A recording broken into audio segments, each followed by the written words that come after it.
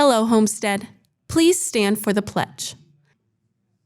I pledge allegiance to the flag of the United States of America and to the republic for which it stands, one nation, under God, indivisible, with liberty and justice for all. And now for a moment of silence. From Homestead Media, this is HHS In Depth.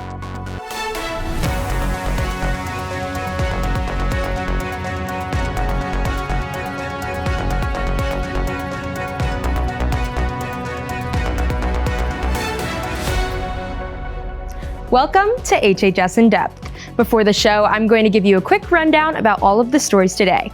Reporter Graham DeWitt tells us all of the details we need to know about the PSAT for sophomores and juniors on this upcoming Wednesday. Later, Matthias Arizmendi fills us in about the new requirements for an unexpected e-learning day and the different schedule that we will have to adapt to. Carly Swymeller shows us different teachers' perspectives, along with benefits and drawbacks that listening to music has while students work independently.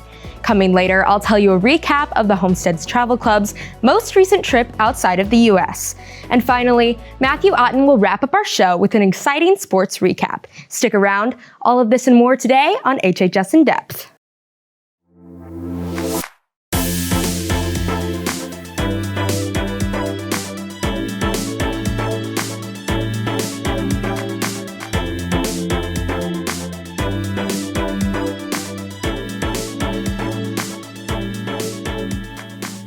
Hello and happy Friday, Spartans. I'm Mara Nicholson. And I'm Owen Kruger.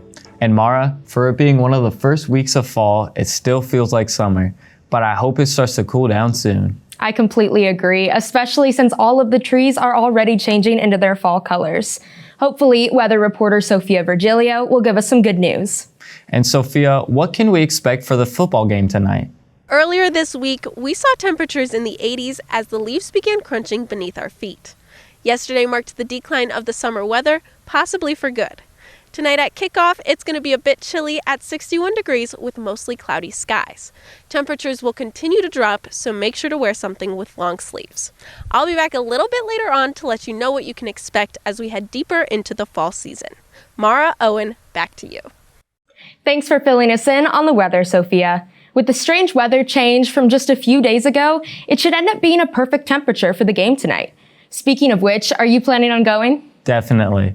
October is one of my favorite months to watch football, but remember to wear white tonight in order to blend in with the student section. That's right. Sophia will be back later on to tell us what we can expect weather-wise this weekend and this next week. HHS In Depth, National News.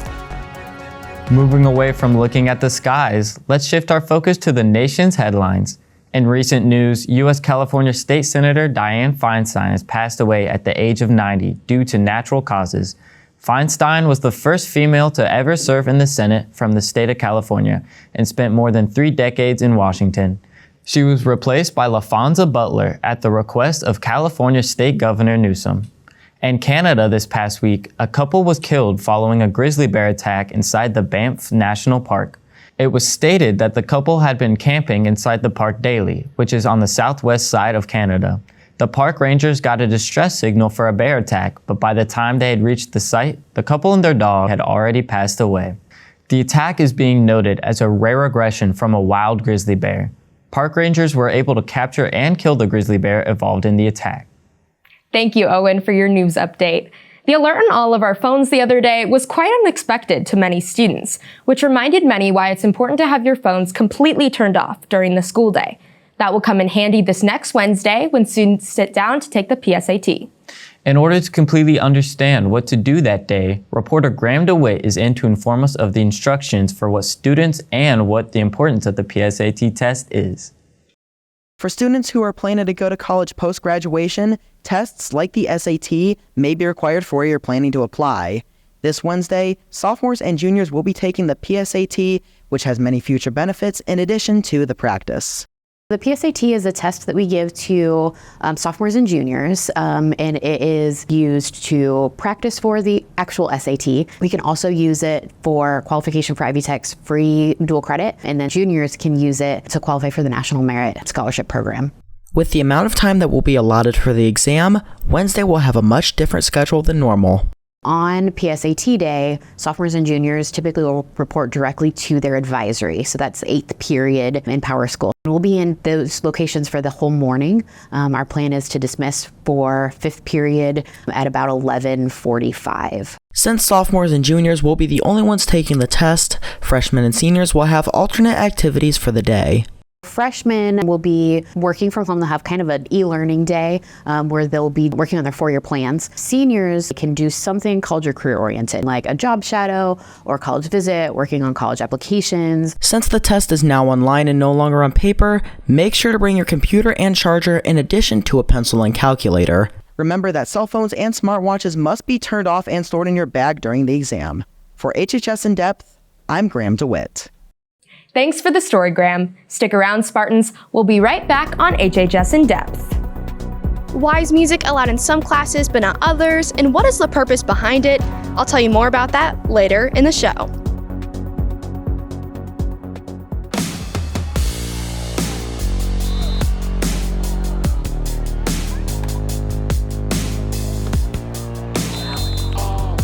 Concordia at Homestead, tonight at 7 p.m. Welcome back to HHS In Depth. We're back on HHS In Depth. Our school's yearbook is calling for all Swifties. Did you happen to attend any Show of the Eras tour this summer? If so, the yearbook staff would love to hear about it and include your story and any photos you may have in this year's yearbook. Contact Mrs. Barrett for more information at the email address shown here. Juniors and seniors, please see Mrs. Connerly in the 9th grade academy office to sign up for in-school college visits. There are a number of colleges visiting Homestead between now and the end of October. Spartan seniors, several scholarships are due very soon, including the IU Wells Full Ride Scholarship, which is due to Student Services by October 12th, and the DAR Good Citizen Scholarship, which is due to Student Services by October 24th. For further information about these and other scholarships, please visit the HHS Scholarships page. I don't know about you, Mara, but I always love an unexpected school cancellation. I couldn't agree more. The easier class loads, the sleeping in later. Unfortunately, things will look a little bit different this year as the state has mandated the change of e-learning protocol to now make the classes continue to meet from home via Zoom meetings starting in the morning. Reporter Matthias Arizmendi will tell us more about what we can expect. Being told that school is returning to Zoom might make you excited, but for some, it may bring up bad memories. But why and how is this happening? Well, here's Ms. Hepner to let you know. Their first class would start at 9:30, and each class lasts 20 minutes in terms of the actual Zoom time. Being on time, maybe even early, teachers will probably put them in what's called a waiting room. Definitely log in with your first and last name. That's going to help teachers take attendance. But face full on the screen, with the cameras not tilted up at the ceiling fans, but actually be able to see the teacher, see the student face to face. Now that you know when your first Zoom is, let's answer, why are we returning to Zoom? Well, during May of 2022, Indiana Governor Eric Holcomb passed House Bill 1093, believing that the number one predictor to student success is face-to-face instruction with a teacher. We're still able to do our flex days. We are what's called an A school, a high-achieving school, and so we're kind of grandfathered into being allowed to do those flex days still, and those do not count against us in those terms of those 3 asynchronous days that we're allowed in a school year. Make sure to be on time and presentable whenever we have a cancellation. Reporting for HHS In Depth, I'm Matthias Arizmendi. Thank you for the story, Matthias. I'm looking forward to seeing how that first cancellation with the Zooming will work. I am too. Another thing you get to do on e-learning day is feel free to listen to music while you're working. Although some teachers at Homestead will let you do that on normal school days, others tend to be a little bit more strict about the music policy in the classrooms. That can definitely get confusing when you don't know which teachers allow it and which teachers don't, and even some students have differing opinions on the topic. Reporter Carly Swimeller is in now to tell us a couple of teachers' perspectives on allowing or not allowing students to listen to music while working in class. Music in classrooms, is it delightful or detrimental to the success of Homestead students? While the handbook does not have a clear yes or no answer, HHS teachers have different approaches on the subject. I let my students listen to music because it helps keep the classroom quiet so the others can concentrate as they work. I do not let them listen to music as I'm actually teaching, though. It's only during the silent work time. I typically do not allow music in the classroom. I think it commands our attention. So if someone is listening to music, then that's taking their attention on that and off of whatever it is that they're supposed to be working on. From a poll taken, 18% of Homestead students said that music is distracting. The other 82% said that music helps them to succeed better in their classes. Though, what formed the division teachers have on the subject? 2/3 of my students tend to listen to music, and the ones that don't listen to music definitely appreciate the quiet atmosphere that it brings to the classroom. Students have 15 seconds of immunity to get out their phones, turn on their music, and put the phone away.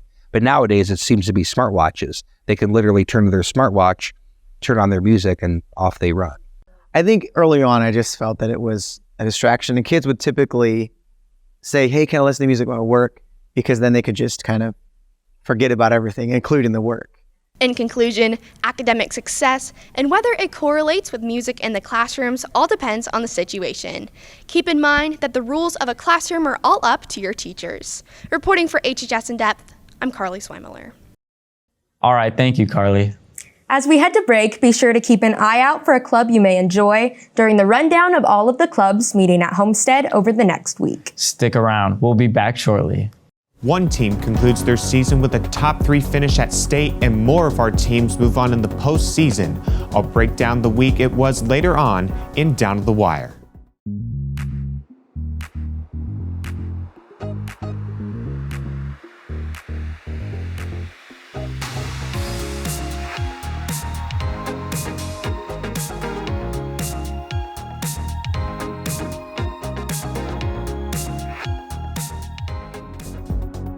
Welcome back to HHS In Depth. Mara, from what I can see, this weekend will be completely different temperature-wise than the past week was. Hopefully, that means it will be the perfect weekend to start some fall activities, like carving pumpkins or going to a haunted house, since we're entering spooky season. Weather reporter Sophia Virgilio is back and ready to fill us in on what we can expect this weekend and over the next week. Thanks, guys. Today, temperatures won't climb above 64 with partly cloudy skies. And at the game tonight against Concordia, we'll dip into the 50s by the end of the night. If you think that is cold, wait till you see the weekend. As tomorrow, you can expect a high of only 51 and showers all day long. If your backyard is covered with leaves already, I suggest picking them up tonight before they get rained flat into the grass tomorrow. Sunday will get up to 50 degrees with partly cloudy skies, and as for next week, on Monday the sky will be mostly cloudy with a high of 56. Tuesday, temperatures rise back to t-shirt weather, with it getting all the way up to 63 with partly cloudy skies. Wednesday and Thursday also boast partly cloudy skies, and both days will get up to the highest we'll have seen all week, 66 degrees. Enjoy the beautiful autumn days while you can, as I suspect by Halloween we'll all be in our winter coats. Mara, Owen, back to you. Although I'm sad to see the summer weather go, I, for one, am glad the weather is starting to cool down. Thank you for the weather report, Sophia. I agree about the cool down, but I'm definitely going to miss the summer weather. In fact, over summer break, I and the rest of Homestead's travel club got the opportunity to take a trip to Europe to learn about architecture, culture, and history. The travel club visited Europe, more specifically London, England, Paris, France, Munich, Germany, Lucerne, Switzerland, and Prague in the Czech Republic. Along with many places that were explored and friendships that were made, this opportunity offered many the chance to go out of the country for the first time. I think coming on tour really pushed me out of my boundaries and took me out of my comfort zone, and I got to see a whole different thing. I've never been out of the country before, and I got to go to 7 different countries, and all of them were really cool and unique, and I got to learn about the different cultures. Hi, I've been a tour guide for 18 years, so I must have run about 200 tours in my career with them. I think it's a valuable experience because, especially on this kind of tour, the multi-country, we get you out of your comfort zone constantly, changing countries, changing language, changing culture, changing food, and this is why I say it's a valuable experience. Next summer, they are planning on making a trip to the South Pacific and to Panama. If you would like to get involved, you can email Mrs. Bogdanowicz or Mrs. Bush. It truly is an experience you won't want to miss. Thank you, Mara. Speaking of something you won't want to miss, the football game against Concordia is at home tonight, and Matthew Otten will give us more info about the game tonight and a recap of the sports games that happened last week.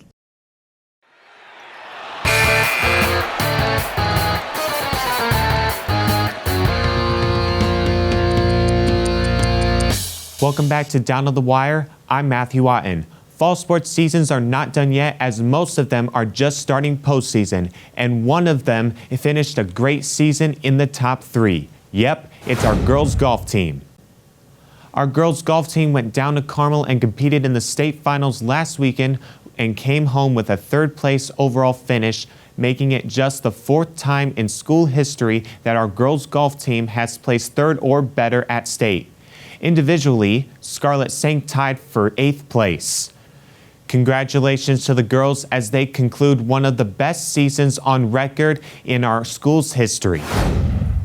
Switching over to our boys tennis team, they had amazing results last week, capturing their 10th straight sectional overall and making it their 42nd sectional title in school history. Then this week, they went down to Peru and competed in the regional final and swept Huntington North 5-0, capturing their 35th regional title in school history. Congratulations and good luck as they will compete at home in semi-state tomorrow. Moving on, our girls volleyball team hit the final week of their regular season as they went on the road this past Tuesday and beat Woodland 3-2.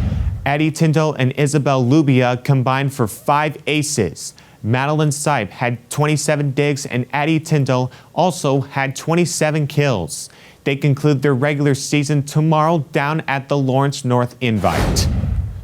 Unfortunately, our boys soccer team's season ended in sectional play this week. But our girls soccer team hammered down Huntington North 8-0 this past Tuesday in sectional action as they continued their quest for another sectional championship.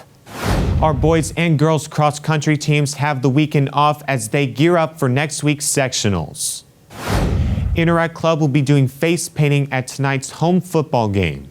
For a donation of $1, you can get your face painted in the Knights theme, and all money will be donated to Big Brothers Big Sisters at the end of the season. Speaking of our football team, they will be in action tonight at home as they will take on the Concordia Cadets. Kickoff is at 7 p.m. and tonight's theme is Whiteout. That'll do it for this week's edition of Down to the Wire. Thanks for watching today. Mara, Owen, back to you. Thank you, Matthew, for the sports update. This has been HHS in Depth. Make sure to check our socials for updates on the HHS ID team and our upcoming projects. Don't forget to go out and enjoy the football game against Concordia tonight, and remember to dress warm and wear white. Have a great weekend, Homestead, and we'll see you back here again next week for the final show before fall break.